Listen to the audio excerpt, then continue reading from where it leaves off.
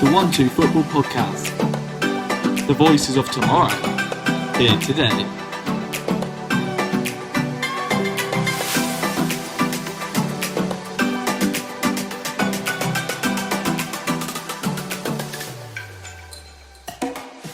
Hey guys, welcome back to the 1-2 Football Podcast. I'm Nathan, and today it could be a controversial one as we give our most overrated Premier League 11. As usual, I'm here with Ollie and Kieran. How are you, Ollie?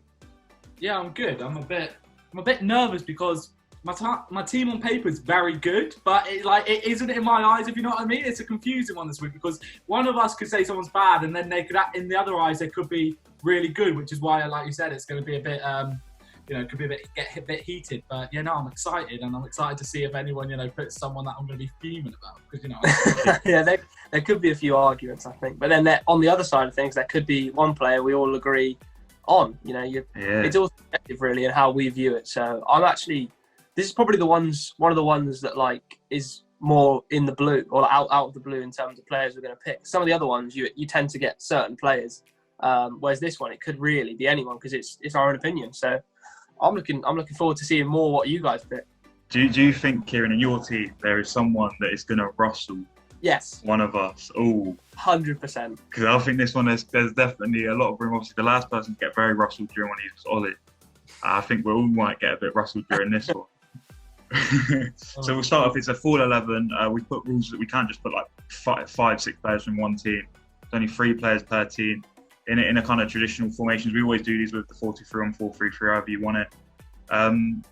Let's just get into it.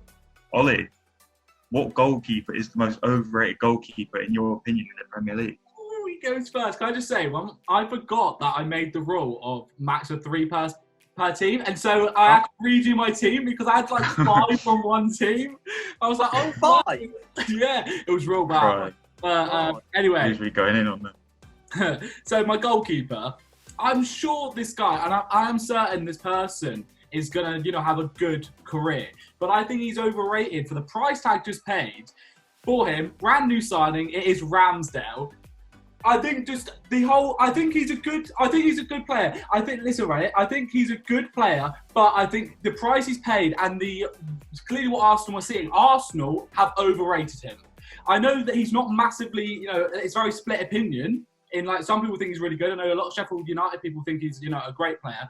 But I think that a lot of people do think, he could be the next big thing, especially at Arsenal and within, obviously, Arsenal as the club. But I think he's just so overrated. The money they paid for him, this player, I think he's a decent goalie, but I don't think he's Arsenal level. And for that, I think he's overrated. I think it's a tough one, really, because I don't think anyone really rated Ramsdale a whole lot. When I remember ever slaughtering Arsenal for even thinking about it. But you can only go off performance for Arsenal so far. 3 clean sheets out of 3. It's been a good. Burnley and Norwich and West Brom aren't the strongest teams ever, but it's been a pretty strong start for him. And he's looked better than Leno, who was someone that I considered putting in mind because I don't think Leno's very good, and I realised maybe everyone don't think Leno's very good. But I don't know. I suppose 30 million for an English player, young English goalkeeper. It's a tough one. I disagree, but not strongly. You know what I mean? You know what he said about Leno thing? It's quite funny because Leno was in my team, and then I thought, but most people don't rate him, so I put Ramsdale in because I thought more people rate him. Some Arsenal keeper needs to get it. I was going to say it was one of them. Kieran, how are you feeling about that? I think this is maybe the one position that I went back and forth from a bit. I considered both Leno and Ramsdale, but then I leant on the side of I think they're more not rated by people than rated. Mm-hmm. So I kind of steered away from them, and that's why I feel like maybe a few of mine might be Who have you gone for? Because I've gone for Kasper Schmeichel. Ooh. See now, I rate Kasper Schmeichel. I think he's a very good keeper. Well, what have you done then? I rate. Wait, check the podcast name. Overrated 11. Can you let me speak? No. Ooh. Right. So the reason I've gone for it is because I feel like FA Cup final, he made that fantastic save against, I can't remember who it was, but fantastic save in the final. Yet the game against Spurs, last game of the season, he punched thin air coming out for a cross. So I just feel like he might be a bit 50-50 at times. So the reason I think he's overrated is because people maybe look at those worldy saves and things like that. I remember he did one against West Ham a few years ago, which was just ridiculous. But then there's a few nervy moments where you think, a player in the kind of lesser team, the one they're building with Brendan Rodgers, who maybe wouldn't make that mistake. You know, he's not getting younger either, so I've just kind of gone for him just because I feel like maybe people hype him up a bit too much than what they should. It's a case of like Schmeichel not being in. A lot of people probably put him in the top 5 Premier League keepers discussion. Do you think that's not a position he's in? Do you think he's maybe slightly just outside that? Yeah. On a good day, probably in there, but then, you know, it can be 50-50 sometimes, where I think, or maybe he should say that, or maybe he should do better there. I think Alisson, Edison, Emi Martinez, I'd even argue Laurie, since he's come back from the injury he's had. I'm trying to think of other keepers now. Mendy, yeah. I think I probably would leave him out slightly, if I'm honest. I mean, when you say it like that, I agree, kind of. I see what you mean. It's one of them around, I don't strongly disagree. But I think Schmeichel is a very good goalkeeper. It's a tough one. It's got me thinking whether he's in my top 5 Prem keepers. I don't think he is. He might be. Depends what they are seeing. He's overrated though. Just because he's not in your top 5 doesn't mean he's overrated. But he's quite universally rated, as in being a top 5 Prem keeper. So that in turn, that would make him overrated by public. I think he's a top. I would say he's a top 5 Prem keeper. I just think a lot of people are on par, on the same level each other, that you can't split them. Yeah. My view with Prem keepers is there's 2 that are clear, a very good. Mendy maybe 3, and then the rest are kind of that good but not world class level, I think.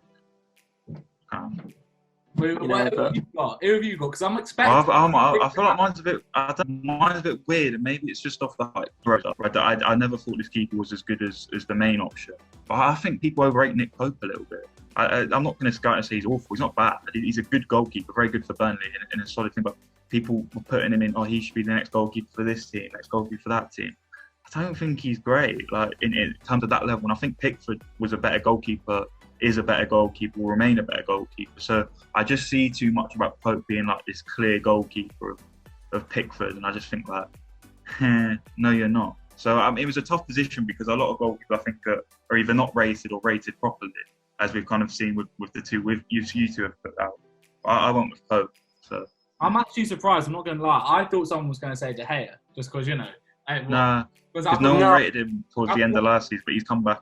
He's come back. Yeah. He's still one of the best in the world, in my opinion. But no, Pope. In terms of Pope, I mean, it's another one for me that I don't overrate him but I don't underrate him. He's just a goalie, so I can't say. And I've never known anyone to go, Nick Pope, what a guy, world-class goalie. So I'm going to have to disagree with you on him being overrated. But I can see what you mean when it comes to the England selection. But Pickford is very, at times, dodgy. And when he goes through his phases, I also said we should have started Pope. So, I mean, but that's not because I don't think I overrate Pope. I think it's just because I don't really rate Pickford. Didn't we all go for Pickford? Yeah. We did, yeah. But I meant prior to You just said you wanted to start Pope.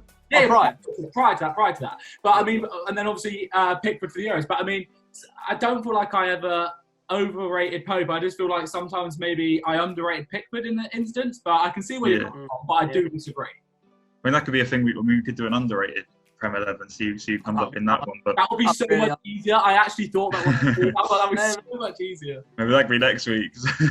But we'll move to defence. We'll move to the right back. I'll go first because I struggled with basically all of these except about 3. So this one I kind of struggled with, and it's not a case of I think this player's a bad player. I mean, this guy has great qualities, but playing for the team he's playing for, I need to see more going forward, which I do believe he's improved. And when I say that, you probably know who I'm talking about. And that's Aaron Wan-Bissaka. Let's go, Nathan. I think he has moments where, I mean, you saw against Young Boys an incredibly naive moment there, cost United the game alongside Jesse Lingard. And then just like, I want to see more from him. I mean, the right back role has been redefined as of late. You know, it never used to be that way until kind of the emergence of players like Dani Alves and then later on Trent Alexander-Arnold, you know. So a lot of people put attacking needs to be the most important thing. But nowadays, when you're playing for a team like Man United, you have to be able to contribute well in attack. And we saw improvements to that last year, but still not on the level of some of the other right backs in the league. Especially when you see someone like Reece James coming through who's consistent in both areas. You know, he's side of the pitch as well in Luke Shaw and how well he's doing going forward. And now with Varane as well, that defence is on like another level, and then Wan-Bissaka's, I don't want to say he's been exposed, but I think he has slightly, as you know, maybe not being up to the level. You know, when they first signed him, I thought he was the best defender in the team, and now I think in the starting 11, I think he's probably the worst. I think there's a lot of last ditch from him, and he's very good at that. But that's not always what you need to be good at when you're a right back. It's a great quality to have, but it's not the most important thing. And I just think, like, in terms of even with England, like, I don't think he's the first or second best right back England have. You know, probably fits in, and maybe, you know, I think probably alongside Trippier in third or fourth. I don't even mind which way it goes. And no, he's not even in the top three because Walker's there as well. So that's another reason. I think the tide might be turning on public opinion of Wan-Bissaka, to be honest. But for now, I think he's overrated. It might be a case next year we're talking about how he's underrated because he pulls it back. But for now he's over. I'm sure Ollie disagrees. Make me want to cry, mate. Make me want to cry. It's true. He's not angry. He wants to cry because he knows it's true. No. I do not think he's overrated because I don't think he's rated enough, personally. I think he should be in the England squad. I put him in the England squad. I think he is the best defensive right back in the league and the best tackler in the league, maybe. I think he is just a quality right back in what he is. He is more of an old-fashioned. I agree. He isn't the typical modern-day attacking fullback, you know, like you see with like likes of Trent and stuff like that. Obviously, yeah, his attacking output and his cross into the box, and when we go forward, he isn't the player you want on the right back position if that's what you're looking for in a team. And, you know, a team like Man United probably are because they want to be getting at players and attacking on the counter-attacks, and he does need to improve there. But I don't think he's overrated because for me, he's underrated because I think so many people have the mindset like you that makes him, you know, underrated, but I still think he's a quality player. I think he's going to be a huge part of Manchester United in the next, you know, few years and going forward. I think he's got a great career ahead of him. And I think if he, you know, adds on that attacking thing, he's going to be probably the best right back in the league or one of them, you know, behind Trent. So, yeah, it'll be interesting to see. But for me, he's still quality. I think he's a divisive player because some people will be like, oh, do you remember Gary Neville? Or he was like, and he was good there. But yeah, he definitely needs to improve. I mean, he's still a young player. I mean, you've got to give these players time. I don't think Matt has said it 1 second, not a bad player. It's just someone that needs clear improvements, but like not quickly, well, as quick as he can, because he wants to maintain himself being at the top level. And it's just, yeah, it's a weird one, Wan-Bissaka. I think that there's a player there, obviously, he plays for Man United, but you'd be surprised to know that he was a winger before he was a right back if you'd seen him play, because he looks a bit. I don't want to knock professional footballers here, but it does look just a bit like awkward, like a bit of a nosebleed. He looks clumsy. No, I just think, yeah, like, I think you were right. You made a good point with the tides turning on him, where it's kind of gone from rated to, oh, we don't rate him anymore, so you can't really call him overrated. But I think he's still bordering on that moment of we're not really sure, because sometimes he can put in a brilliant performance, and then other times he can get caught. I think the biggest thing with him is I think he gets caught out a lot defensively. I don't think, you know, I can think of 3 or 4 goals off the top of my head where he's just been caught out defensively and he hasn't been switched on. And, you know, it's not ideal when you probably consider him to be a better defensive right back than offensive, that he's making those errors defensively.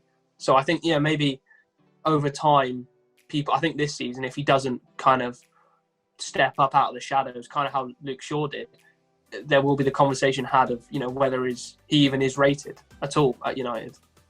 I think it's been nitpicky now. It's picking out bits. Everyone, you know, has moments. Plays for Man United. Manchester United. And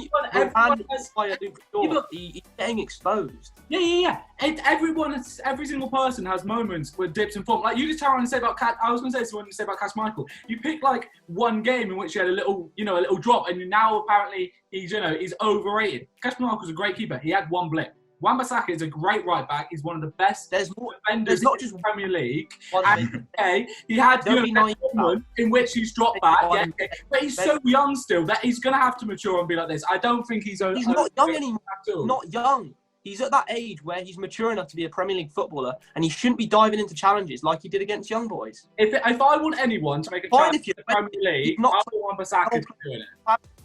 The expectations on him are higher now, and I personally don't think he's delivering. Okay, that's fine. I'm just saying, when we turn around about his tackling, he's probably the best tackler for me in the Premier League. So I don't feel like I agree. It's defensive. Sure. All right. I honestly just think that I think he's so underrated in a lot of people's views. But going on to another England potential, Wan-Bissaka's not actually in the England team. My right back is Walker. I think he is underrated. Yeah. I said it in England. I said it when he was playing for England. He was terrible. And I say it again. He is not good enough to be in a... Did you watch the Euros? Did you watch the first 3 games? He was utter crap. He wasn't very good in the first game. He didn't play in the second one. He was okay in the third and was class in the knockout stages. Very, very solid. Fine. So now in the same instance, you take Schmeichel and you pick one moment of badness. Now you pick one moment of good quality play from... You just well, though. Yeah, it can work in the other way.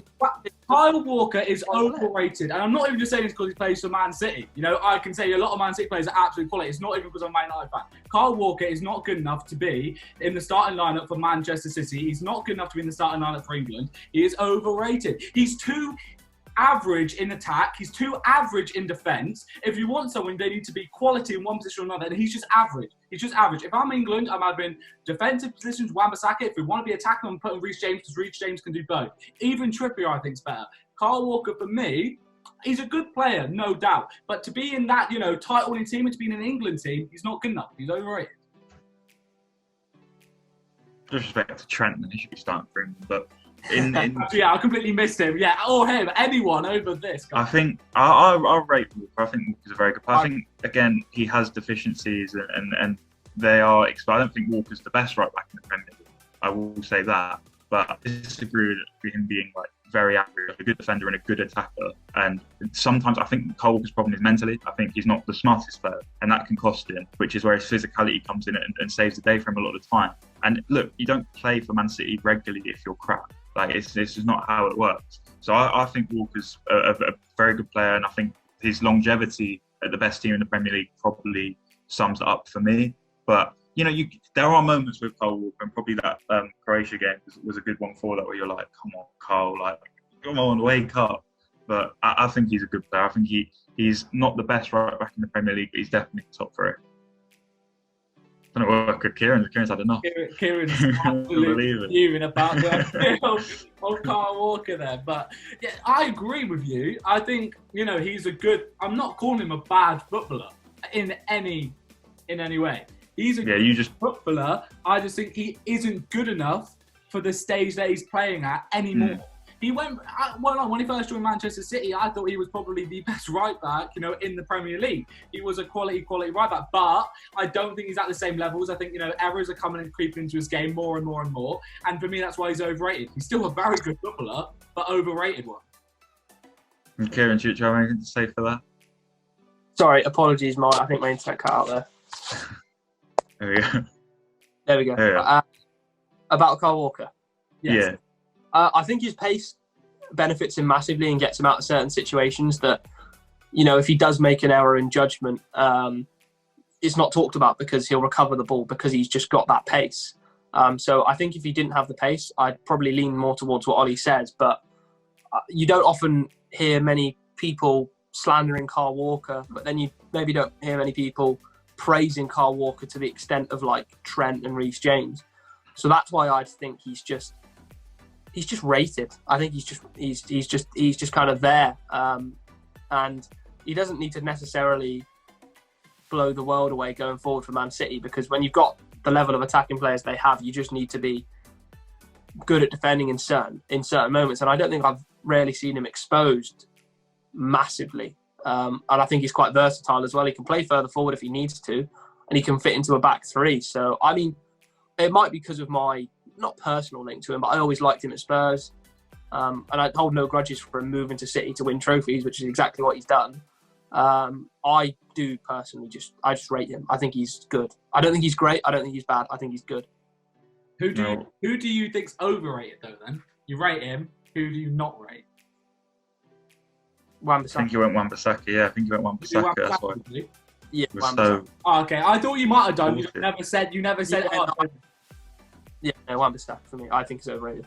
Well, Ollie, do you want to kick us off with left back, the other side? Where are you going with this one? I've already said one player from this team, and I'm going to do it again. And I think you guys are going to be even more fuming at me than I did with Kyle Walker, but I'm going to say Tierney as my left back position. Tyranny.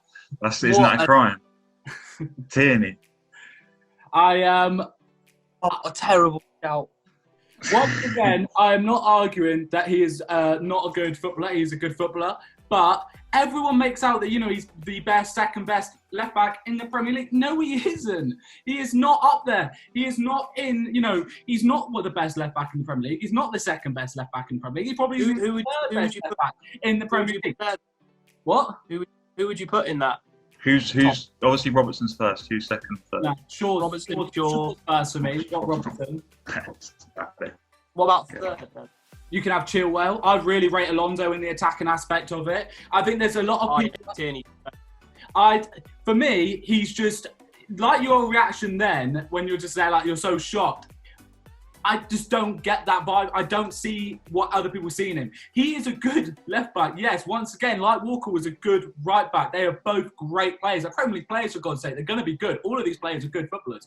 But for me, the hype around him, he's the best left back in the Premier League. He's this, he's that, he's this, that. No, he isn't. He's a good left back, yeah. Yeah, okay, he's definitely at Arsenal level, because look at what Arsenal's level really is at the moment. And if you can't tell, Arsenal are the team where I have like 5 players in. But for me, you wouldn't think that many in the team they're in, many people rate them, and I think that's where you get the idea of Tierney is because he is a good player in a bad team. And that's maybe why he gets promoted the way he does. So you see all these great things about, and then you watch him and you're like, you're not that amazed. Is that kind of where you're leaning? No, I don't think so. When saying he's overrated. People just say he is so good, like the best, one of the best in the world, one of the like the best in the Premier League. I just do not see it. In my personal opinion, he's got nothing on Shaw. I remember when we were talking about it during the Euros, and we were saying, I think it was one of you or Ed or someone was saying like how Tierney's on the same level as Shaw and stuff like this, or maybe better than Shaw. And for me, no comparison there at all. He is a good footballer. There is no doubt about that. All right, he's a good footballer. I'm not saying he's a bad footballer. He's a great footballer. He is good enough to be at Arsenal. But when people turn around and say he's the best in the Premier League, that means he's overrated for me. He's not the best in the Premier League. That's why he's overrated. I don't think I've heard best in the Premier League shouts. As maybe like you have personally. Because I think I do rate him quite highly defensively, offensively. I think he's got some great leadership qualities as well about him. So if anything, I wouldn't want to say he's underrated, but maybe he is because I think he'd have a lot more. I think he'd have a lot more assists and contributions if Arsenal could find the back of the net more than once against your bottom fodder teams. Personally, but I just think, and it's hard for me to say this because he's an Arsenal player, but I would love him at Spurs. Which, ironically, if I may just move on to what I think is probably the most overrated left back, because I've gone for Reguilon. Yeah, I know.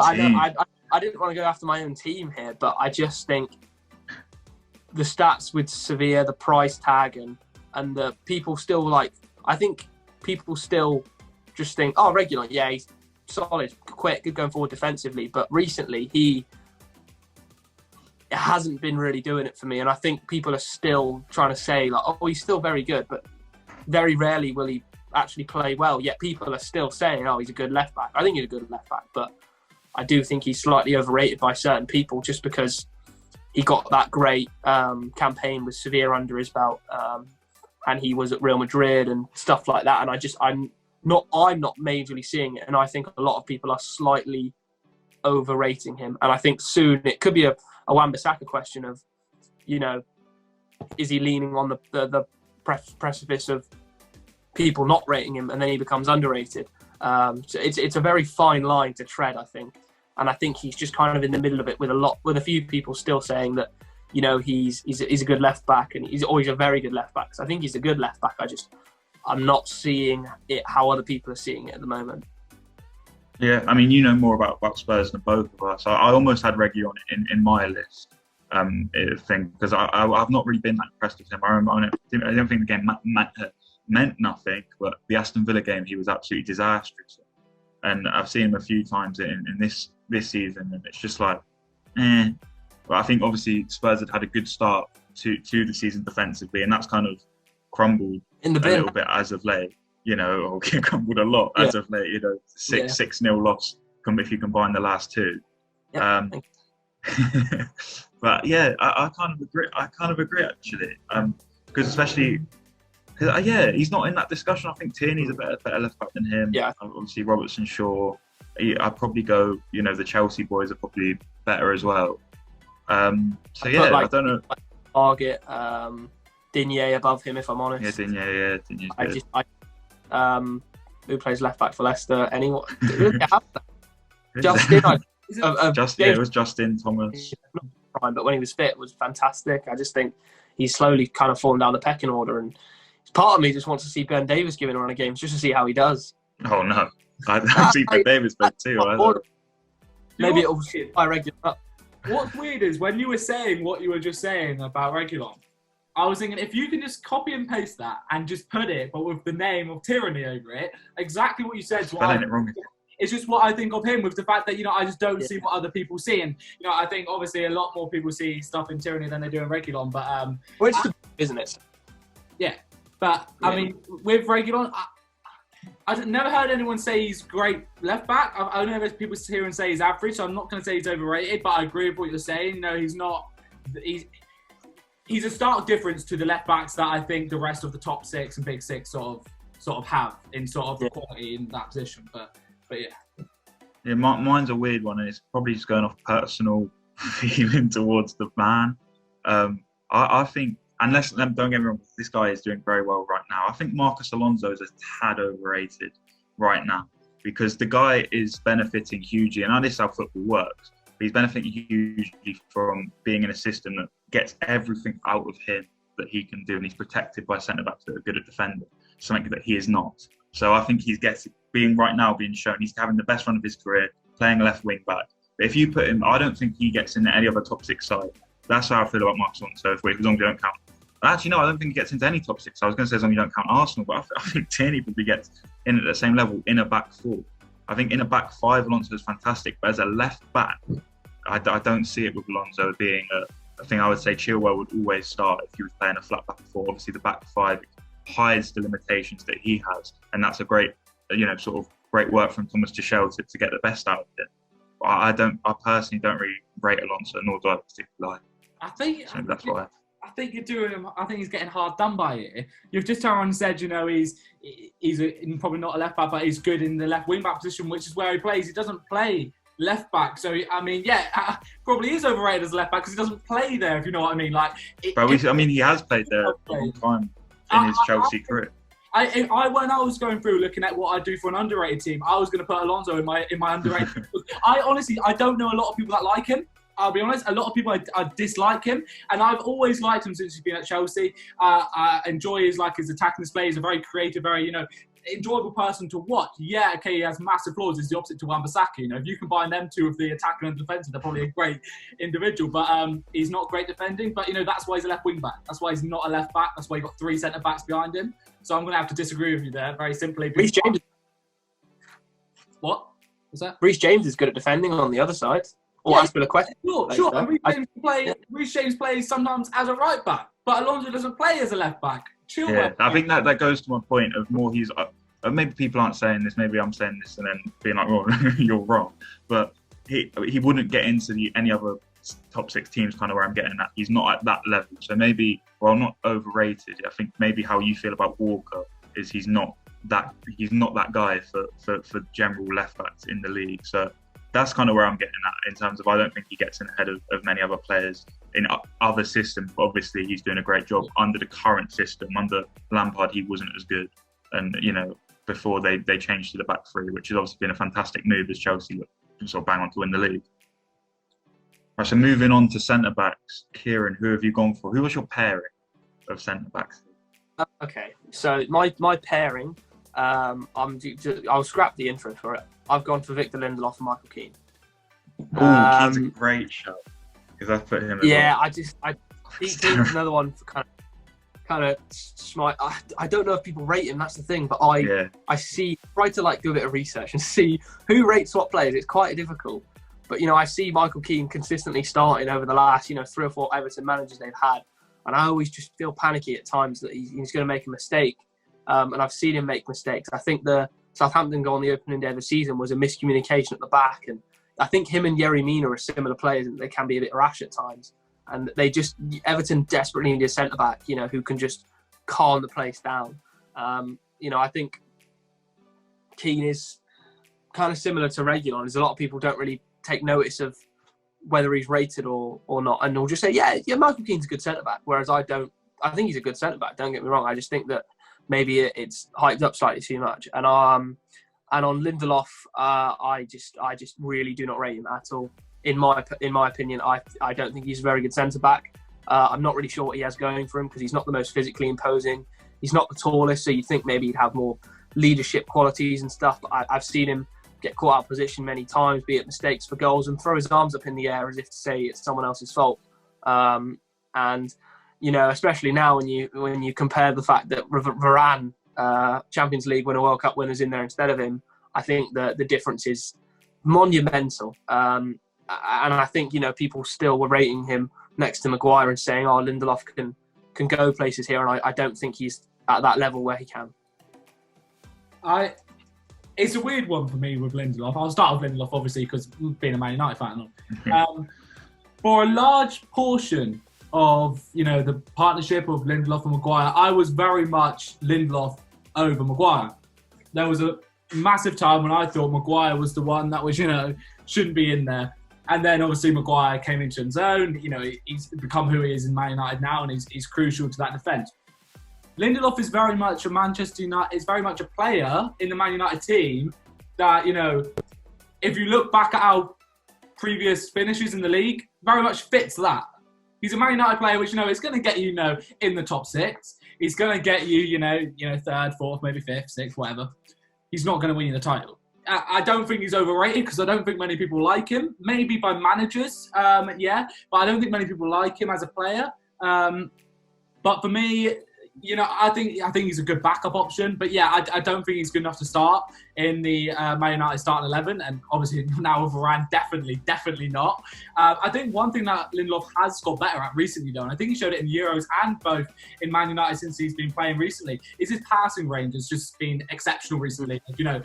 Balls over the top, bit like when he did a week after Cruz did it for Real Madrid in the Champions League or Europa League or something. He just absolutely pulled off a worldie, and I think he's getting better with his passing range. But he's not good enough to be in United starting 11. I don't think he's overrated, but if people that do rate him, fair enough. You have to find the common ground of who actually rates them, and I've seen him start in these teams, get given like good match ratings and stuff. Oh, he's done well there, but I think I see the flaws maybe a little bit more than other people do. I don't know. It's just how I see it. Yeah, I'm a massive advocate for Eric Bailly. I think if he didn't get injury prone, would be quality centre back. But not about him, about Lindelof. And for me, Lindelof is a decent goalkeeper.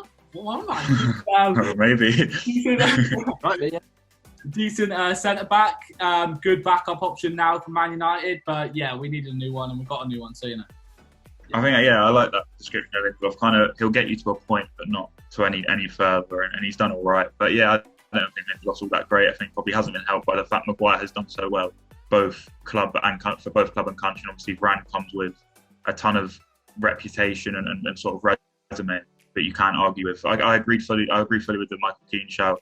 I don't really think he's that great, albeit to be fair to him, I think he's had some great games. I think he's someone that is probably the opposite of inconsistent in terms of he's good sometimes, but then a lot of times you see flaws. But then maybe I'm guilty as a Liverpool fan of seeing kind of the flaws in defenders, especially Everton defenders, and only kind of catching on and remembering the bad bits. There is a reason why he's trusted by people like Southgate. He was trusted by people like Southgate and Rafa Benitez, who I would trust to build a defence, as you've seen, aside from that Aston Villa game where it all kind of just went wrong.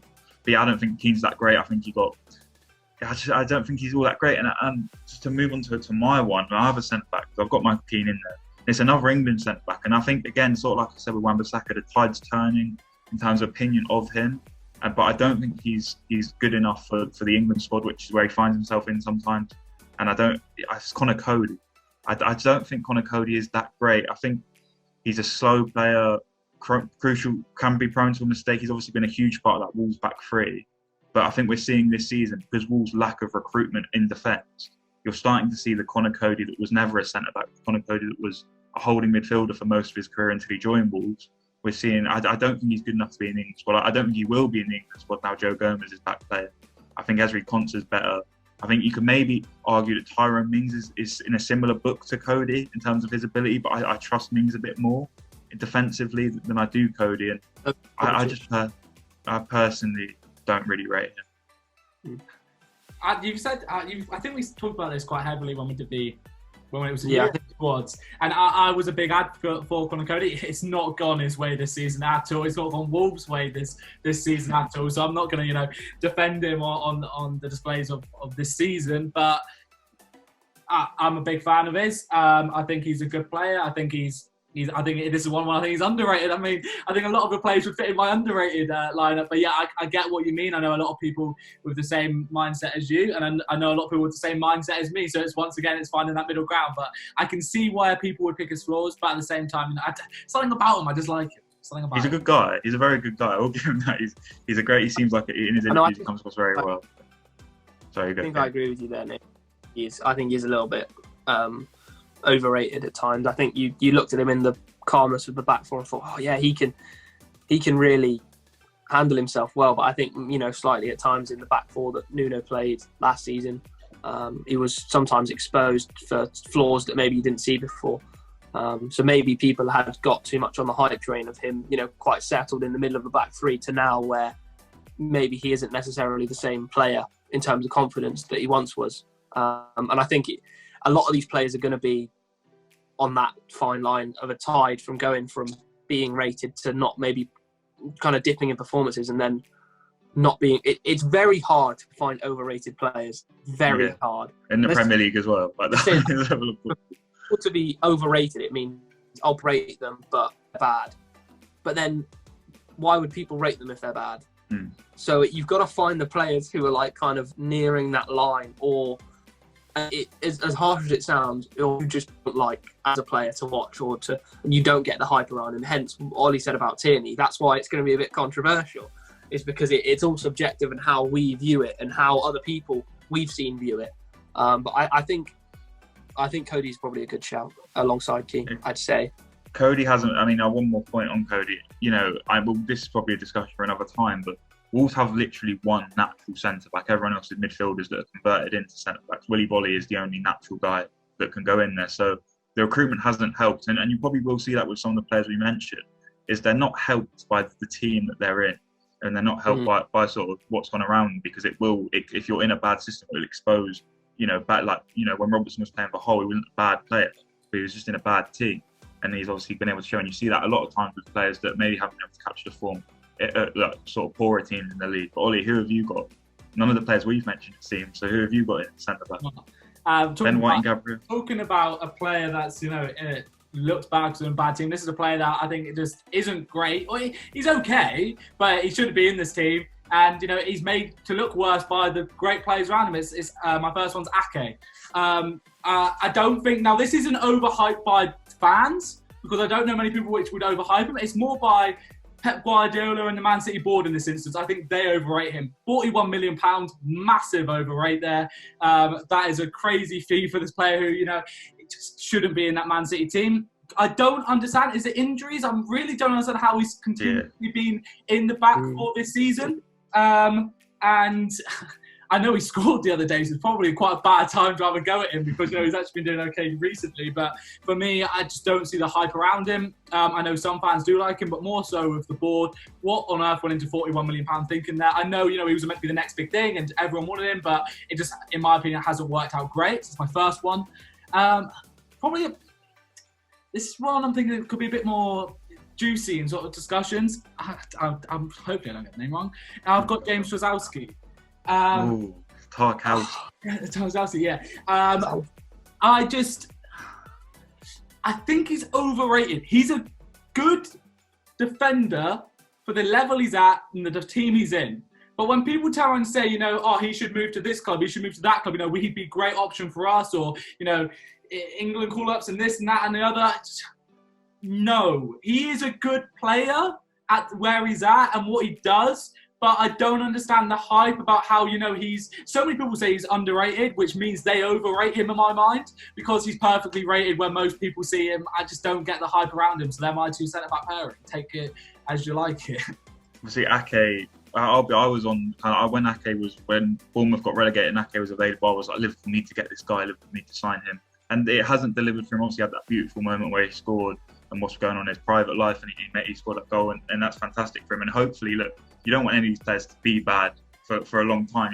You want Ake to be his best, because he's a very talented defender. I would have loved him at Liverpool, but I mean, we saw it. Probably the Community Shield was the best example of him kind of not delivering on an opportunity. It's been incredibly hard to get into that City team with Diaz, Stones, Laporte, and then you're kind of there and you're like, you've got to take this opportunity when it's available to you, and he's not been able to do it. So, yeah, again, it's one of them where, I mean, this has been the case with every player. I don't see him being rated by many, but, maybe he perhaps overhyped by Guardiola, but obviously also Guardiola's not going to sit there and go, well, Ake's rubbish, I don't know what I'm playing. He's always going to have... That's what I'm saying. I don't think he's necessarily overhyped by many of the public. It's more the fact that, Pep's and like other managers and what they signed him, and they do actually play him relatively, quite regularly, especially recently. And I think the Community Shield was in a dismal display for him, and I don't want to attack him because, it's been pretty hard for him recently. So nothing against him as a person, but for me, it's just, I think he's a bit overhyped by the club and by some fans, and I just don't see the hype train with Ake. But what do you think on, I'm not going to say his name again, I'm just going to say it. I was going to say on the other one, I think I probably agree more than I disagree. What a win! There was a spell where Tarkowski and Ben Mee were like a fantastic centre-back pairing and a very good amount of clean sheets, and they were always kind of solid. But I think you made a very good point of saying he is a good player for the level he's at. And the shouts of, you should go here, you should go there, you could end up there, or you're in line for an England call-up sort of thing. I think he's a bit off the mark. I think people tend to kind of see him and think he's a proper centre back. I just think at times he can be a bit maybe rash, and I think I'd much rather have Ben Mee than Tarkowski. I just think sometimes people see that Burnley have defended well or kept a clean sheet and think, yeah, but all he's really doing, no disrespect to him, just the way Burnley set up, is lumping the ball forward, heading it away. And, I think in a different team, he's perfect for Burnley, don't get me wrong, but in a different team where maybe paying out from the back, enjoying more possession, I think he would be caught out. I like Tarkowski. I think he's a very good defender, a good defender, not very good, but solid defender. But unfortunately, I think the ship's kind of sailed with him. I probably would have been one of those wanting him to move to a bigger team and evolve probably about 2 years ago when he was really impressive. But again, Burnley for me are quite a stagnant team. They've not done a lot. They've not really improved. They've not kind of done too much in the window, whether that's a lack of finances or a unwillingness to spend.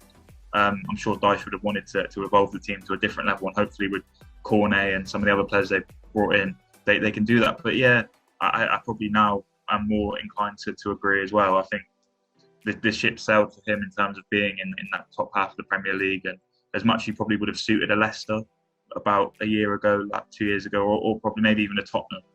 I think now it's kind of a lower Prem, which obviously is a great level to be at in your career, but I don't see him going any further than that. Clean sweep, let's go! Yeah, no, that was a good one. Moving on to the two midfielders, we've all got an attacking, sort of more a 10 midfielder, so to speak. And we've also got two sort of more central midfielders. So I'll kick off with my first midfielder. And to be honest, this might be sort of a bit of ignorance or wanting. I think with these two midfielders, it's more actually all of my midfielders. It's a case of I rate the player. I just want to see more from them right now. So I think they're a bit overrated in the sense of people give them all this. They've not justified the credit that they deserve, that they've been given. They don't deserve the credit that they've been given. So the first one for me is Thomas Partey. I know he's been now injured and struggling recently. And to be fair, that Lokonga guy, I quite like him. I think he's a good player for us and someone that definitely should be in the Premier League for a long time in the future. But when Partey came in, and maybe my knowledge of Spanish League isn't the best, I was thinking this guy's class. This is almost like, this is a very good player coming in from Atletico. But he's not done a lot. And I know in his position, in the six, he's not going to be the man. But I want to just see more from him before, you give him that world-class tag, before you even say he's very good. So I want to see more from Thomas Partey. I think there's definitely a very, very good player in there. It's just yet to be unleashed, and hopefully when he comes back from injury, he'll be a different player. This isn't a overrated, oh, you're so overrated, you're not good. This is more, I believe this player will be rated, and I'll rate him, but right now, he's in that overrated bracket. In the same way I feel about John McGinn, who's my other choice. I think John McGinn technically is a very good player, but has struggled to really establish himself. And you see he's linked with £50 million moves to Liverpool, to Man United, but I don't see it. I think it's someone that has struggled to identify their best role as a central midfielder for a long time, especially next to someone like Douglas Luiz, who seems to understand very much what is required of his role. So McGinn's another player. I rate him. I think he's a good player, but I don't think he's worthy of these big move shouts that he's been getting. And it feels like maybe it's just because he's a homegrown player that people want to be excited about him. He'll be, someone that will help with the quota. But I don't necessarily see like this top six John McGinn. I see a good Premier League player, but I don't see this top six player. So maybe it's more media talk that makes me believe he's overrated. But that's who I've gone with. Thomas Partey is the first one we've agreed on. So I'll start there. Yeah, 50 million euros, whatever that is in pounds, 48. A lot. I don't know. A lot of money for someone, like you said, hasn't really got going yet. And without a shadow of doubt, that guy's got talent. It's in there. It just needs to be unleashed. And when I was actually looking in it, I was like, yeah, what? He's a great shout. I thought I'd do a bit of research. And all the articles were rattling and raving about his last performance. So I thought maybe it's a bad time. Apparently he's hit form. I've not seen that. I've not really watched. I don't think I've watched any Arsenal games this season so far. But yeah, Partey, I agree with you on that one for the first time in this entire podcast. I think, like you said, he's a great player. Or we're sure he's a great player. We've not seen it yet. But, you're not at, teams like Atletico, and then you're not at teams like Arsenal if you're not a good player. So it's not the fact that I think he's a bad player. It's just someone I don't think's got going. And to be honest, that's why he's in my team as well. Yeah, well, do you want me to clean sweep that one? We all because I've also got... just before you move on. Yeah, I've got him as well. I think the articles about him raving about how good he's been maybe signify that he's overrated, because, who have Arsenal played recently? Norwich and Burnley. I'd expect him to be a level above the midfielders in those teams. I think Arsenal fans are... I don't want to call them deluded, because I think they're fully aware of where they are as a team right now, but Thomas Partey will do one fake turn and the world will explode with Arsenal fans going, how good he is. He's a good player. He's technically very good. And the performance he put in against Manchester United when Arsenal won 1-0 was probably, I'd say, one of the best midfield performances in recent years. It was that good. But that's the problem with Partey, is you'll get 1 in 5 of those from what I've seen, and he'll get caught out at times. Yet people will still rant and rave about him. So I do think I agree with you two, and that he's overrated. If you want to say who you're partnering with him, Ollie. Yeah, we breezed over John McGinn, but I guess we all agree with what you. Yeah, I think Nathan made some good points there about John McGinn. Yep. So my partner is a player similar to Partey, to be honest with you. Someone that he's a great player. He's he's shown it in the clubs he's had beforehand. But for me, it's just not going. Injuries have really stopped him his way. It's Thiago at Liverpool. Oh, no. For me, I think it's just about overrated. He is a quality player. He is, one of the best midfielders, when he was going, when he was on form in the world. But for me, the move just hasn't materialised. Like we said here, with Partey, he's a great player. There's no doubt about that. But currently, it's not going. So I think he's been a bit overrated. Thiago, as soon as he hits form, he hits tries, and whether that be at Liverpool or not, I'm not going to be saying this. But at the minute, he doesn't seem to be. He might be coming more into himself this season. But towards the end of last season, most of his time at Liverpool so far, he's kind of struggled to find his place in the team. And he is a great player. I'm not saying he's not a great player, but for me right now at Liverpool, it's not working for him, and for me, he's overrated at this current time. I disagree. I think a lot of, and maybe it is overrated in a way that it seems like a lot of opposition fans have kind of put a lot of expectation on what Thiago is as a player. Or he's just assist machine. You know, he doesn't. He's always assisting. He's not that. He's not really been that player for us, and that's not his role in the team. His role in the team has very much been to link things up and keep things ticking and to move us forward. And at first, you know, I thought obviously the Chelsea game, he looked a class above every single player on the pitch when he arrived. And of course, you know, as Liverpool struggled, he struggled a little bit too. But I think towards last season when we really hit form, and you know, let's not say also he wasn't helped by the fact he was playing in I think he started in the 6 with, you know, whoever we had at centre back behind him. You know, it wasn't a stable defence at the time, and he's not a 6. We found out very quickly. And I think for me, someone of Caesar, he's so important to how we play. He came off against Palace, I'm pretty sure, and we looked awful afterwards. We couldn't keep the ball, we couldn't pass the ball. I think he's someone there that will go under the radar. I think I probably wouldn't have put him in an underrated team, but I think he's someone that just naturally, his style of play, especially in this system, he goes under the radar. So I understand why fans think he's overrated. But for me, he's going to continue to be quite a crucial part once he's back fit, a crucial part of this Liverpool team, and kind of the new style that we're trying to get at, where we're not this just 100% pressing team, and we've definitely refined it since last season, where we've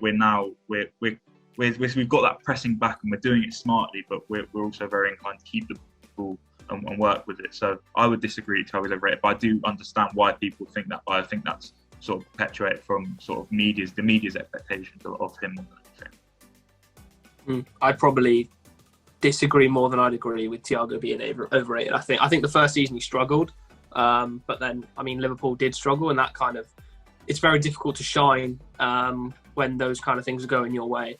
I think he's probably started this season more of the Thiago you'd expect. I watched the Leeds game. I thought he was absolutely superb. It just looks at times when he really hits form that he plays football at a different level to everyone else. You know, he's much more forward thinking, and he's just got that football brain, which, you know, you don't find in many people.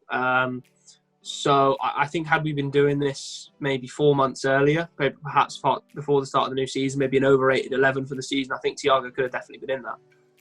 But I think more recently, now that the Liverpool team is a bit more settled and players are actually playing in their preferred positions, like he is now, I think he's going to come into his own. And I think it's just a matter of time now before we really start to see it consistently, week in, week out, just how good he is and how good he was at Bayern, to be honest. I'm not going to argue with that at all. I mean, like you just said there, if we did it several months ago, I remember when we did the transfer window after he joined, we did a couple of weeks afterwards, we looked back on the transfer window, and I'm pretty sure me and you both, Kieran, said how, you know, it hasn't worked out, and it probably was one of the, not the worst transfer in terms of player, but just the worst in terms of how it's shaped. But now, obviously, like I was saying, this season, yeah, it's completely different. So I'll agree with you in that factor. But, you know, what I'm basing this team off of is what I've seen the majority of the time. And, you know, I haven't really seen Liverpool much so far this season. It's not been far into the season. But what I've seen of clips, you know, isn't going to change my mind just in a couple of clips over what I've seen for the majority of his career so far at Liverpool. But like I've said, he's a great player, and I'm sure by the end of the season I'll be eating my words. So, you know. Yeah, I mean, just to end the midfield pairings, because it's been quite a mellow discussion point. So let's end it a bit spicy, because I think Ollie will know in the conversations I've had with him about this player, I do think he's overrated. So for me, it's Scott McTominay, his partner in Thomas Partey. Sorry? Oh, terrible timing. Go ahead. I'll leave you two to this one. I'll have to take a step back. So I'm not going to get fiery, because I can see why people don't rate him, and I hear it all the time. But I think for me, it's just, you know, he reminds me in ways of, you know, not obviously he's a very different player in many ways, but he's also similar in other ways of, like, sort of Michael Carrick, and a lot of people kind of didn't rate him as much as I thought they would do. And I like Michael Carrick. I like McTominay. Is that sort of player that I just admire and I like. And, you know, a lot of people do not like him. You don't have to look far on Twitter to see, you know, McFred being hated, both of them equally as much, maybe Fred a little bit more, to be honest. But, I mean, yeah. This is not going to be a fiery discussion. So I thought you would have them down. I know your views, you know my views. And your view is definitely, I would say, to be fair, I think your view is probably the majority of people. So I can understand where you're coming from, but I don't think he's overrated because I think a lot of people actually hate him. But I get where you're coming from. But like I've said, I'm not a fan. I think, I see enough about him in the way he plays and he plays with that people think that he is a very talented and good player. It could just be a similar scenario to Wan-Bissaka, where in this Man United team, I think maybe it's more because you see him as he can play the holding role by himself. I don't think I've seen enough yet for me to agree with that. I think even though Fred recently has kind of struggled in that role, I think he's probably better equipped than McTominay to play in that role. I'd rather McTominay was busting a gut to get forward and back and more of a box-to-box midfielder than a holding one. I don't think he's got that patience or at that level to sort of play in the holding role and read the game and cover the fullbacks and certain things like that. There's no doubt he's got the energy and the stamina for it. I think that's one thing I can compliment him on is he will give you 100% throughout the 90 minutes he plays for. That's just a given. I just think that, perhaps some people, pundits, media are like more so than fans, just kind of hype him up a bit more than is necessary. I didn't expect it to be this calm, I'll be honest. I suppose if you think he's not overrated, it kind of like, there's no real... Yeah, so to be fair though, one more thing from me on that subject. I agree with everything you're saying because I do not see him in the position that I think many people like in the way that he plays, if you know what I mean. So that sort of holding midfield role, that is not the position I see McTominay. He is a box-to-box. You've seen it from his goal-scoring threat, the way he gets forward and he's on the edge of the box waiting for it and he just, is running about. And I completely agree with you. He is misused in the same way Fred is. Fred is not, he's a box-to-box as well. You see it in their style. They are misused players. So we can talk about that all day. They are misused because United do not have the player to play in that position. So they're making the best of what they have. But I think if you had someone like Kante dropped in that and you had McTominay playing in that box-to-box, he'd be an absolute revelation and everyone would absolutely love him. So I completely agree with what you're saying. He is misused. And in that way, you can say he's overrated. But I don't think people like him very much, so I don't think he's rated. So I don't think you can be over it. Yeah, I think I'd say it's more rival fans who perhaps don't like him. I think United are pretty high on him, I'd say. But I agree with what you're saying. He's not, in the way that you're saying he's misused, he isn't the player he's playing, but that's not his fault. He can only do what he does there, and he shows that he's a box player, and in that way he's a good player. But that was very calm, the midfield. It was very calm, to be honest. It's all very calm, isn't it? Who have we got in the 10 then? Who's the attacking midfielder that we don't believe is as good as many believe? Yeah, I can spice it up and I can just chuck £100 million man called Grealish in. Oh no, don't do that.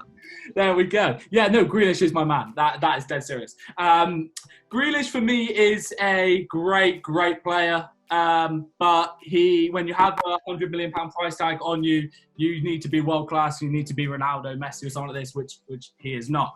So once again, it's English, and he's very good. Yeah, you can claim the England double price tag all day long. I am not disputing here. He is a quality player.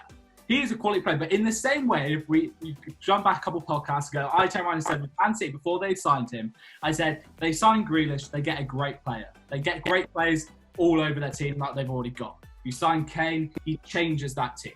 For £100 million, you need that to happen. Grealish, for me, doesn't do that. He's a great player, no doubt. He could walk into any of them big six teams.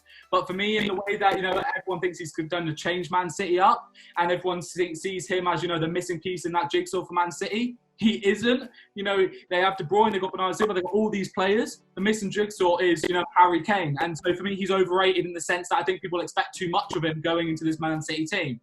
And, I don't think he's worth 100 mil. I don't think any player is really worth 100 mil. But if you're going to pay 100 mil, you need to be getting someone like, prime Ronaldo when he's younger, in my personal opinion. But like you said, an English player does that. But for me, it is the whole point that I think so many people look at Grealish and they're expecting so much more of him because they overrate him so much, thinking he's going to change his Man City team.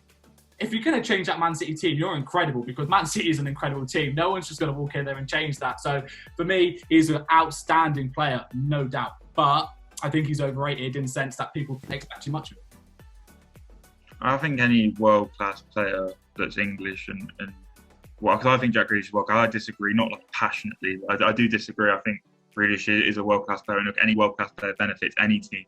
And he's another one. I think we're yet to see him fully in his stride, and he's already been pretty good. He's one of those players for me that just is fun to watch, is beautiful to watch in terms of how he is as a player with the ball at his feet. You know, I love kind of that. Something I love about Kane as well, the ability to win fouls. I know free kicks from 30 yards that don't make football brilliant, but I love that, just that kind of streetwise ability to be able to win a foul. I just love the way he plays. So I disagree. I think every player, if you go off their feet, and I've probably been guilty of doing it here as well, if we go off their feet, I'll probably overrate it, because millions shouldn't be spent on human beings to kick a ball. But in the market is Grealish, and in a marketing sense, you know, it's not a bad sign, and he's a name that people might want to go watch. Obviously, you know, a lot of people, especially, you know, of both genders, are very attracted to Jack Grealish. So, you know, he brings a face that people recognise, and people want. And so I think he's a great player. And I think it's a great sign for Man City, and I think he's really good. So I don't disagree. And like, what are you saying? It's disgusting, but I disagree. Yeah, I probably disagree as well. I think more than I'd agree in this case. I think for a start, I think the role and responsibility he's had or been given since he's joined Man City is very different to the one he had at Aston Villa, because, you know, the spotlight was on him. He was the captain. He was the homegrown talent, the player that would drive them up the pitch, get them goals. What's that? You've got the ball, look up, find Grealish. You know, if you look up and you're Rodri, you've got Bernardo Silva, De Bruyne, Grealish, Sterling, Mahrez all in front of you. You pass to any of them and they'll do something with it. So I think it's just another world-class attacker that they brought into their ranks that, you know, I think I look at the players that they have that would play out on those wings. You know, Ferran Torres is playing more centrally now, but if you compare Mahrez and Sterling, I think that they probably like to get in behind a bit more, and probably similar to Mahrez and Sterling is Grealish will just run at players and take them on. You saw his goal against, I can't remember who it was, but it wasn't the first goal, because that was the lucky ricochet off his knee, but where he took it past three players and bent it in the corner. That's exactly what you wanted. That's one of the 5 snails they had. Was it Norwich? It was Leipzig, one of those, wasn't it? Norwich was the lucky one then. Oh, it was Leipzig. Yeah, Leipzig. Thank you. Yeah, kind of one of those goals. I think he is a world-class player, like Nathan said. 100 million price tag is too much for anyone. You know, football money is ludicrous, but I mean, that's kind of where we are right now. But I do think that I do rate him very highly. And, you know, perhaps even if he doesn't get the assists and goals that you'd expect that price tag to get, I think his impact on a game would 100% be missed if it wasn't there. So I do think I don't think he's overrated. He probably leans more on being overrated than underrated, but he's just kind of in that middle ground for me. I can see where both of you are coming from, but for me, it's sort of that people expect, you know, the same effect in a way. I think that he had at Aston Villa, and I think, you know, this goes down probably fair just to highlight the sheer insane depth at Man City. But I think if you take out Grealish, yeah, you lose Grealish's abilities, but I don't think that team gets really any worse, because you just can chuck in another world-class player. So I think people are just expecting maybe a little too much, and expecting, you know, like you said, when they look up to look for Grealish. And in that sense, for me, I think he's a bit overrated by the fans, that they're still expecting a little bit too much when he goes into that new team. But anyway, moving on. What have one of you got? I'll go first. I don't think there's much that needs to say about mine. I don't know. He's a good player, and again, he kind of fits this category of midfielders where I just want to see more from him. But I feel like he struggled with injury, and I don't think he's done particularly brilliantly. So I know he had a fallout with the manager, or allegedly did. And that's James Madison. I want to see more from James Madison, and I don't see him as kind of this England. And when people were saying Madison needs to be in England, I was probably one of the people that was like, no, he doesn't. Like, he's just not as good as the players we have, and I need to see more from him if he's going to truly earn, you know, sort of that top 6. Because Leicester are probably the closest team to being established in the top 6, or the big 6, so to speak. And I just want to see more from him, or else, you know, he's going to find himself out of the team at Leicester, and then kind of not struggling to deliver on that potential that that we thought we'd seen, and the ability he does have, as we've seen at Leicester. But as of late, I think he's struggled a bit, to maybe because of the injuries or lack of faith from the manager or whatever it is. I just don't think he's as good as people made out, and I think it's one of them. Another player that has been on the decline recently, but hopefully kind of similar to someone that could have been mentioned a couple of years with Dele Alli, is going to find his way up and back to the form he was once at. Well, Nathan, I'll make this quite easy because I've also got James Madison. I think my biggest point for it as well was the conversation of, should he be in the England squad? No, he shouldn't have been. He's a fantastic attacking midfielder on his day. He's one of the best in the Premier League, but I don't think we see that day enough. I think, as we saw with kind of the provisional squad and the fringes, I'd have put Jesse Lingard ahead of him and informed Jesse Lingard after the West Ham spell.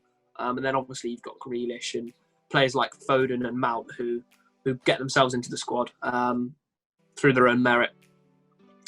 James Madison, is another player who, when Leicester were really kind of pushing for these places in and around the top four, him and Jamie Vardy were a lethal combination. It seems like Vardy's carried that on, but Madison has struggled slightly, yes, with injuries and fallouts and stuff like that. And I'm desperate to see him rediscover that form, because I think he's a player that is very fun to watch in terms of his ability from dead ball situations. And I don't think we see enough goals from him recently anyway, and I'd like to see that improve. And then that way we can talk about him being rated again. But I do still think that, some may overrate him slightly, just off past merits more than anything else.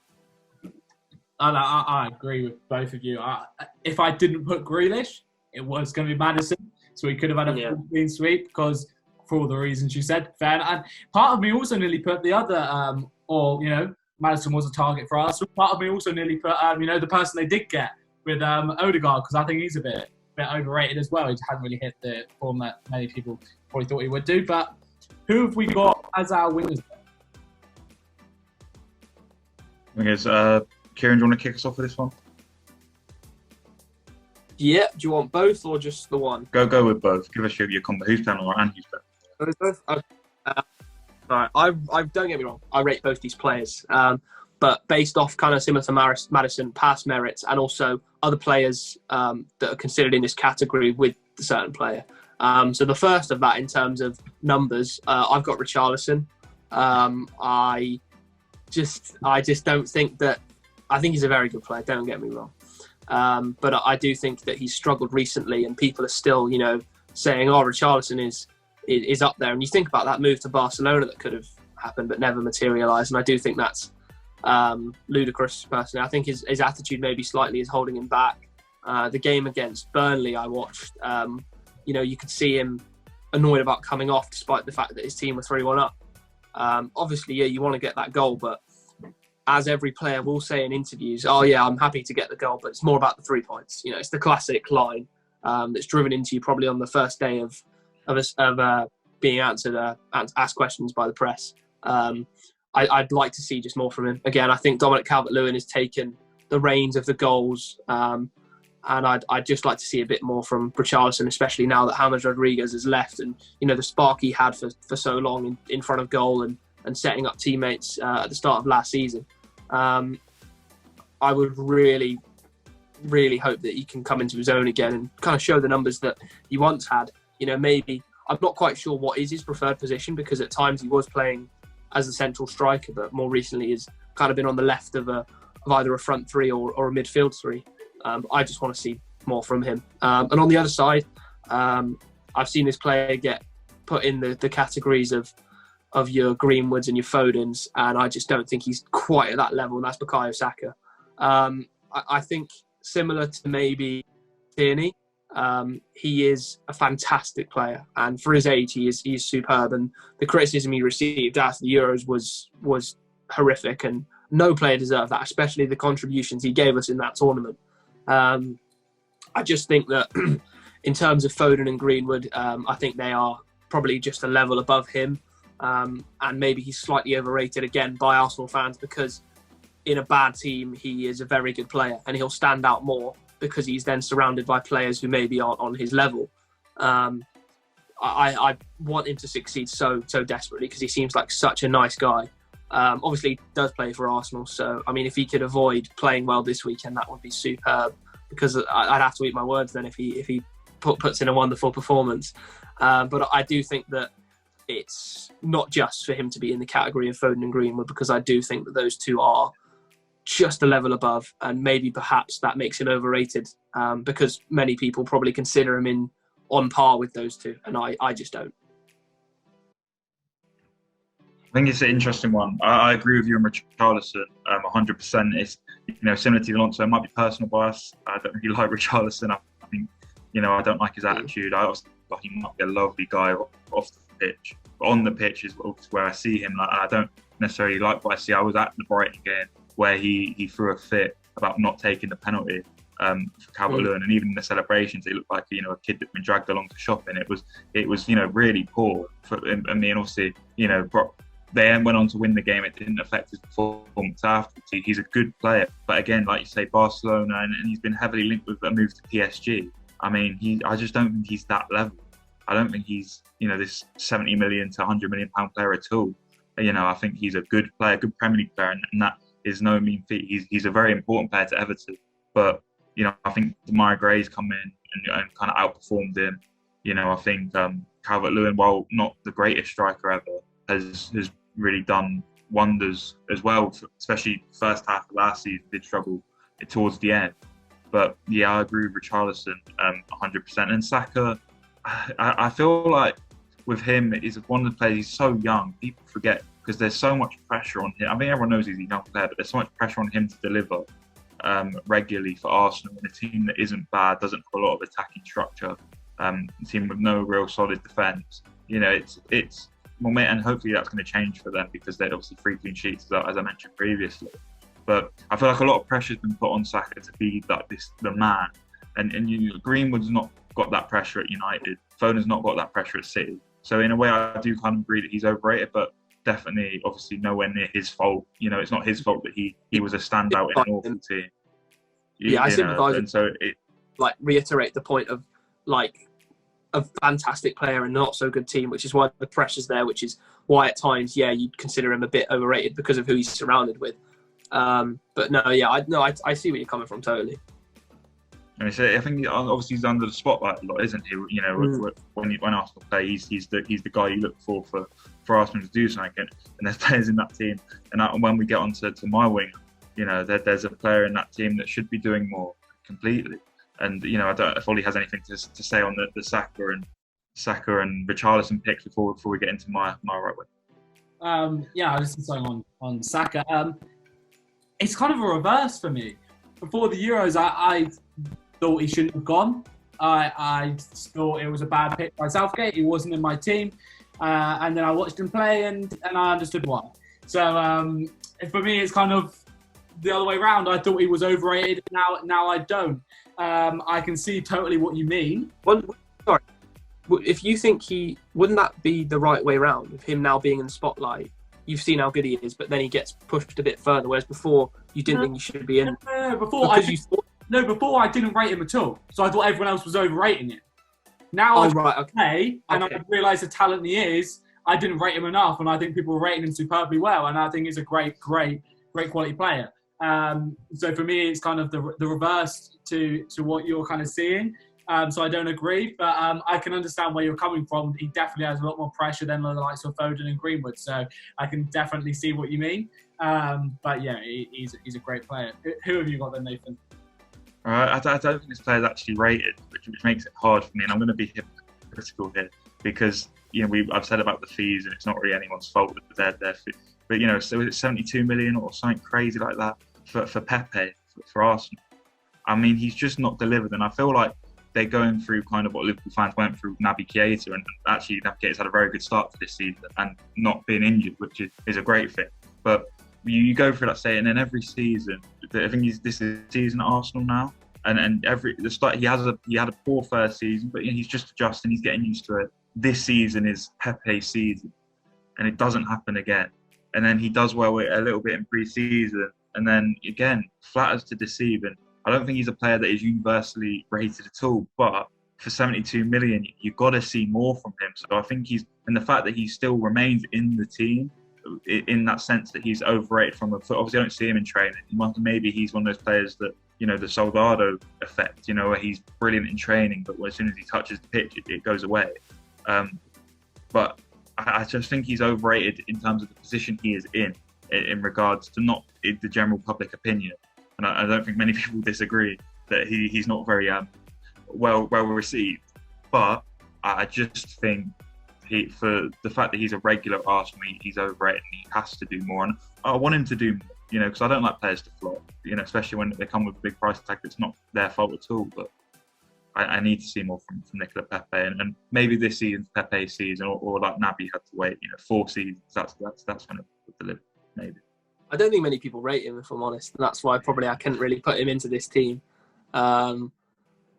I mean, I can't really say more than that, if I'm honest. That's just from what I've seen, with the price tag and what he's delivered. And I think his biggest criticism is like kind of that final delivery or shot and stuff. And it seems like he takes it one way and then the other, and by the time he's diddles around with the ball a bit too much. To still be a starter in the Arsenal team is a bit bewildering at times when you think about his contributions that he has had, which is kind of minimal when you include the price tag as well. Which again, like you said, is through no fault of his own. But the reason I didn't put him in there, and I did think about it, was because I don't think enough people rate him for him to be overrated.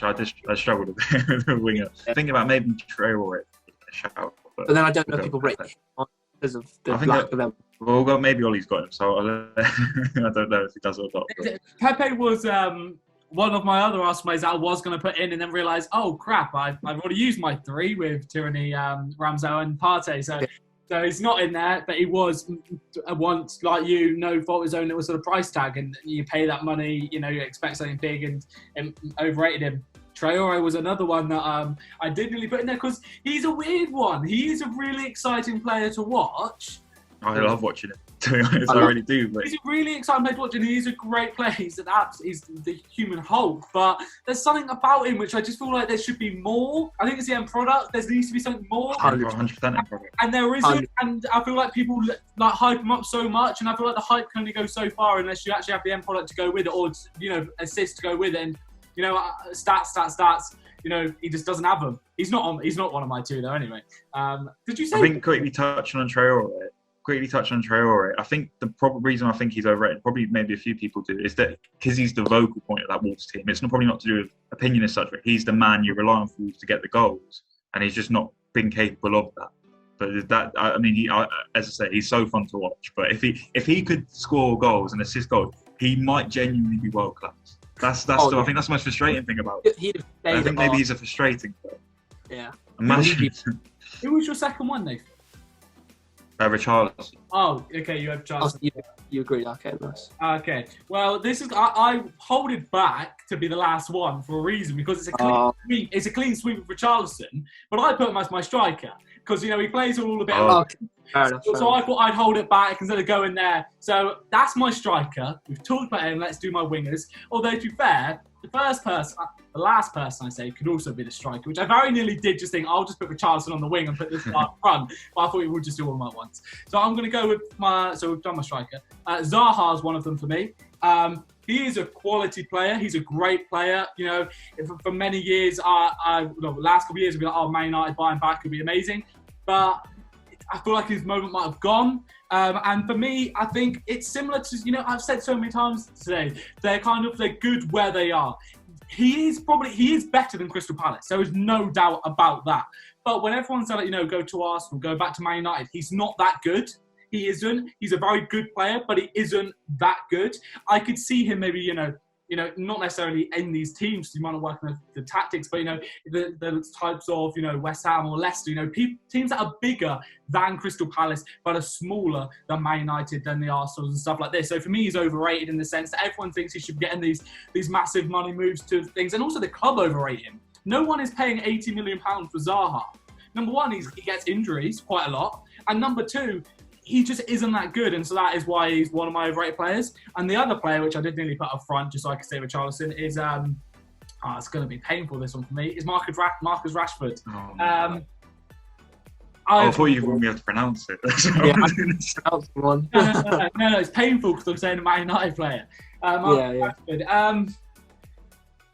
Oh, it's so annoying. It's because you just want him to pass or shoot at the right time. I just want him, I want him to be the player that he was when he came on the stage, and I'm really hoping it was the injury and that he's been so relied on for so long and played so consistently that he just needed a rest. He needed this operation. He'll come back and he'll be the person that we all know him can be. He's a great person, on and off the pitch, but on the pitch, I think at the moment, last couple of games, probably half of last season, to be honest, he just wasn't good enough. I would put, right now, obviously we don't have Sancho, but I would have put Pogba out wide with Greenwood on the other wing and Cavani up front. He would have been on my bench because he just isn't good enough in the current vein of form he's in. And this vein of form has been lasting for too long now. We cannot keep turning around and saying how, he's this world-class player who should be starting week in, week out. He shouldn't, and he shouldn't be starting for England. I know a lot of people said, why he even turned around and said he wouldn't have gone to England if he would have got the operation earlier if he knew he wasn't going to play this much. But he didn't deserve to play that much because I'm a massive fan of him. I'm a Man United fan. I'm a massive fan of his. I watched his debuts on basically every single one of them. I saw him, when he came on the stage, and I was mesmerised by him. And I'm sure, and I'm hoping that this operation will bring him back to, the glory days he had really early on. But for me, he's died down. His flame is, he's getting dangerously close to going really stagnant, to be honest, in my mind. And that might be a step too far, but it's just infuriating to watch him. I think he probably fits that bill of frustrating player as well, kind of where Traore is in kind of that, you can do more, please do it, rather than, he's necessarily, as a Liverpool fan, even though I like Marcus Rashford, I think he's a fantastic human being and one of the most important people in football in that sense. But yeah, on the pitch, he has flattered to deceive, and you just get frustrated with his decision making, and it's not at the best. And neither of those Man United wingers. I mean, probably if we was doing this last year, I'd have put Martial on his overrated list. But I think it's obviously got to a point where he's kind of far gone now in terms of being rated. Yeah, but Rashford is in that kind of overrated, but do many people rate him territory? I see a lot of United fans kind of not really liking him, but I think it's just his decision making. And if hopefully, I need Man United to not be very good, but if I was to pick a player from United to be good, it would be Rashford, because I think he would be. It'd be such a success story for him to do real well. I wanted him to be the man to win us the Euros. Unfortunately, it didn't turn out that way, but hopefully it is the injuries that are holding him back. I mean, he's got a great mentality. 2 years while injured, that shows that he wants it and he wants to play and he wants to help.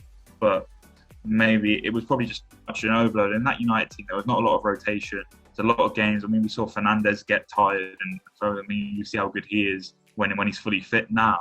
So hopefully, for his sake, it's a case of just too much too soon with the injury. And I mean, look, if it gets worse, then look what a loan move did for Jesse Lingard. It's not got to that point yet, but if it continues to go downhill, then maybe a change of scenery for even just a season could be what's needed. In terms of Zaha, I think that similar to what I said with Tarkowski, I think he's kind of far gone. His moment's gone now, as you said. I think that is probably about 2 years too late.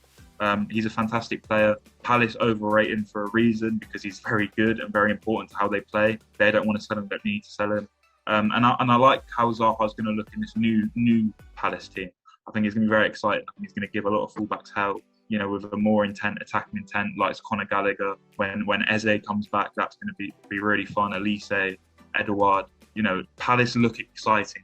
We saw it against Tottenham. We saw it against Liverpool. It was 3-0, but it was one of the hardest fought 3-0 wins. Klopp said it himself. It was one of the hardest 3-0 wins he's ever had. So Palace looking, and I'm about to see Zaha in this team, but in terms of being linked with the top teams, I agree in that sense. Yeah, on Marcus Rashford, I think when he does come back from that injury, I don't want to call it a make or break kind of 6 months for him, but I mean, it could well be that, because I'd argue that what you said for half of last season, he probably wasn't all that, but he still managed to rack up, a certain level of goals and assists. But I mean, I think had he made certain decisions differently, I could have been double that in some areas. And yeah, a loan move could do him some real justice, but I think there's only so long you can go on saying, oh, he's just in a bad reign of form. I mean, I know there's not a time frame on bad reign of form as such, but you're looking at 4 or 5 months. It's not really a lack of confidence as such. So I think you'd have to hope that it is that injury. So people are probably still rating him. And then I suppose compared on recent displays, you could argue that would deem him overrated. And then on Zaha as well. Tarkowski again, similar sort of situation there. He caused Tottenham a lot of problems when we played them, as pretty much every Palace player did, because we were awful. And I do think that he's kind of settled into that role himself now and probably understands that it's probably not going to happen for him anymore, and that he does need to make the best of not necessarily a bad situation, but the situation that he's just found himself in. So I think I probably disagree more than I'd agree with Zaha being overrated, because I think a lot of people now probably understand that he's not at that level anymore, so you don't necessarily rate him as much. But he was definitely one, or both those probably definitely came into my thoughts for wingers. Obviously, you've done your striker with Richarlison. So, Nathan, top end of your pitch, who are you going for? Okay. I had another guy in mind that came to mind during this thing, but I'm not going to go with him just in case you do, and I can get involved with that. But I'm going to go with someone again. He plays for Arsenal. It's Aubameyang, but it's a tough one because he's someone again. The tide's turned on what people think of his ability, especially Arsenal fans of saying this guy's not fit to lead the line anymore. You know, he is getting on in age. You know, he's by no means young in life terms, but he's young he's old in football terms, and he's just struggled to regain that form that saw him be, I think it was joint top goal scorer with Salah and Kane or something like that a couple of years back, and he's just not been very good. I mean, he scored a hat-trick against West Brom's under 23 team, but that's not going to tell you anything. And while there is a great striker there, I just struggle to see it. And to be honest, even before when he was in good form, I always thought he struggled in big games. And when you're playing for a team that is pushing for Champions League, at that time they were anyway, that you need your strikers to turn up in the big games, you know, in those moments that define your season. And that I think kind of fits into where Arsenal's mentality has been. I think he kind of summarises Arsenal in the last few years. Good players that don't have the mentality to succeed in those high pressure situations. So maybe he's not actually overrated, he's not rated now, but for me, he's overrated in the sense that he's not the man for Arsenal's problems. And finding a 20-goal season striker is hard, but he isn't the man for that. And I think Arsenal could probably go out and attempt to do better than him. And that's 5. That's my 5th Arsenal player that was going to be in my team. I actually had Aubameyang / Lacazette. I had either one of them. I was like, who knows? So really, I had 6. But yeah, I agree with you. He's like you said, maybe he isn't overrated because people have come to accept the fact that, you know, he's not the man he was several seasons ago. But it's so weird. It's kind of like he's just dropped off the face of the earth so quickly. Similar, to be honest, in this way that sort of like Joe Hart did, like overnight. It just kind of just changed. He's not at Joe Hart's, obviously, dropped now. But Aubameyang, for me, you know, 1 minute he was their starting striker, scoring goals left, right and centre, and the next minute he was, you know, on the sidelines and the fans were turning against him. So it is very strange. But I mean, Arsenal have a history of that with Ozil and stuff like this, so I don't think it should be a surprise. I mean, he practically won them the FA Cup. You know, I think he scored both or one of the goals in the semi-final and then scored the winner in the final. So to go from that to kind of complete obscurity, which he kind of found himself in last season, where he just wasn't scoring, just didn't really. I don't want to reference it like this, but you know, the big talking point of that summer was, will Aubameyang sign a new contract? And when he did, you know, understandably, Arsenal fans and me myself were thinking that's almost a new signing, it felt like, because of how good he'd been. But similar to what happened to Spurs with Adebayor, when he was playing for a contract, he was fantastic. The minute he got that contract, he was not fantastic anymore. And Aubameyang is kind of in that boat at the moment, and this is going to be a big season for him now. I think fans back. I believe he's still club captain. Maybe not someone you consider for that role, but it would make sense considering that when you look to the big moments, you'd look to him to provide you with the answer. He hasn't been able to do that more recently, but I would have thought he will on Sunday. Watch him score a hat-trick now. Just Spurs his luck. Another 3-0. No, but I don't think he really entered the thought for me, just because I don't really rate him anymore. I think it's similar to maybe Rashford. It's been too long a bad vein of form to consider, or is he teetering on that line anymore, or is he just not that good anymore? And the striker position was quite hard for me. So I didn't really want to say anyone, because I feel like if you score goals, you know, your Wilsons, your Bamfords, your Dominic Calvert-Lewins, Ings, you're a good striker. So I can't really call you overrated. I've settled on someone which I think is probably quite accurate, in my opinion. So I've gone for Neil Maupay. I just think, based on the XG, the expected goals, Brighton's had them finishing about 6th, 7th. They created the chances, and they wanted Maupay to finish them, and he didn't. Yeah, I think people still consider him, I do as well, a very good player. I just question him as a striker and whether or not he has the capabilities to kind of drive what Graham Potter's mindset is at that Brighton team into top half of the table. You know, you've seen the start they've had already, which is a tremendous start, and he has scored goals. But I do think that his overall game leads a lot of people to think that he is slightly overrated, in that, you know, when you look at him play, and his runs in behind, and a lot of the time, and you do see it in certain spells, that a very good player. But I just wanted to put himself about a bit more and get in the right place to finish goals, because he's got so much ability. And with the Brighton team as well, that seemed to create chances, and now obviously with Marc Cucurella as well, I mean, that's only surely going to increase. So I really want him to do well. But I do think that maybe perhaps slightly people overhype him just a little bit, just on kind of, i.e. price tag and what they've seen in his overall game that maybe doesn't include goals, which at the end of the day, as the kind of main striker, main vocal point, is what you'd expect him to do. I can keep it short and sweet, because I have no real opinions on him. So this is, you know, he is what he is. He's, for me, he's, you know, a Brighton striker. You know, you're not going to get what you pay for, really, and sort of what Brighton can afford. And they score goals here and there. They get, you know, 10, 12 goals, whatever, an okay return, and it is what it is. So for me, I don't overrate him. I don't underrate him. He is what he is. So like we said before, it's very opinionated, this podcast. So my opinion is flat, really. It's just invalid. Yeah, it doesn't matter.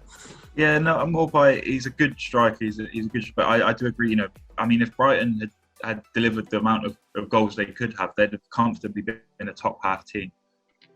A lack of a clinical striker, and you do think if they could have pushed harder for Edouard in the summer, you know, they could have, because it was affordable for them, you know. And while, you know, he started the season well, he is someone that probably does need to put it together more for Brighton, and that's probably been their biggest problem, is scoring goals, and it looks to be something that is kind of fixed. You know, more people are chipping in now, and so yeah, I don't think he's necessarily overrated, but I completely hear your points. I think he's just kind of on the level of like a rated player. And the same how I feel about Tarkowski, really.